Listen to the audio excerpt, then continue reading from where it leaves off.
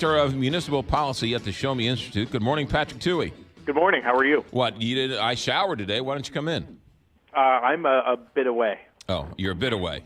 Does that mean you're out of town? I'm in Kansas City. That's right. Okay. All right. Fair enough. All right. Ban the box. What is ban the box? And first of all, let's start there. What is ban the box? So a lot of times, your listeners will have seen this probably themselves. Job applications ask you if you've been convicted of a felony, and you check yes or no.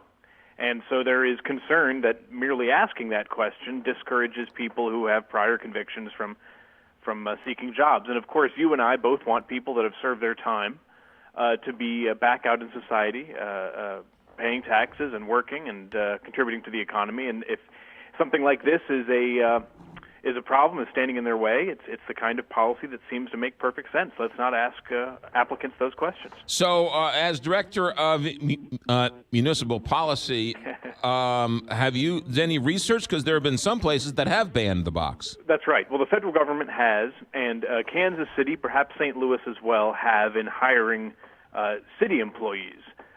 It caught my attention because, one, we talked about this on a panel on criminal justice reform in Missouri a few months ago, and also because they are seeking to restrict employers from asking that question in the city of Kansas City, going beyond just city jobs, right, but private employers. And you're exactly right. I think the federal government banned it in years ago. I want to say 2013, but perhaps earlier than that. And, right.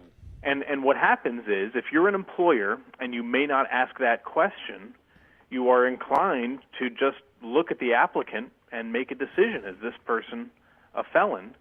And, what happens is employment discrimination being what it is, banning the box hurts minority job seekers. So you're in favor of banning the box? Well, I think it is great if we can figure out a way to get people who have served their time back into the workforce, right? We want them to have an incentive to be working, paying taxes, productive members of society. But this particular thing, when we ban the box, what we find happens is that it hurts minorities. It's not having the impact we thought it would. Well, it hurts people who have felonies.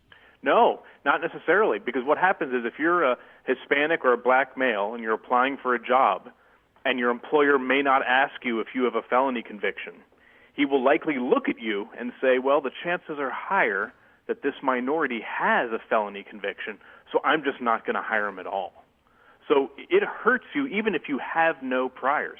So you're saying by banning the box, there's reverse discrimination in the terms of stereotyping the applicant who walks through the door. That's right. It doesn't get rid of employment discrimination. All it does is force the employer to frankly just judge you by your ethnicity. Any stats back that up, or is that just... Oh, no, there's a search. University of Virginia has a study that showed that. The Brookings Institution, which is a left-leaning organization, has found that. And again, it's one of those things that you and I see often in city policy. It looks good, right? It seems to work. But the research says it causes more harm than good. And I don't know. You can find this research in a simple Google search. I don't know if these members of city councils or aldermen even bother researching it. They just get something, it sounds good, and we're off. That's a whole other issue. But yes.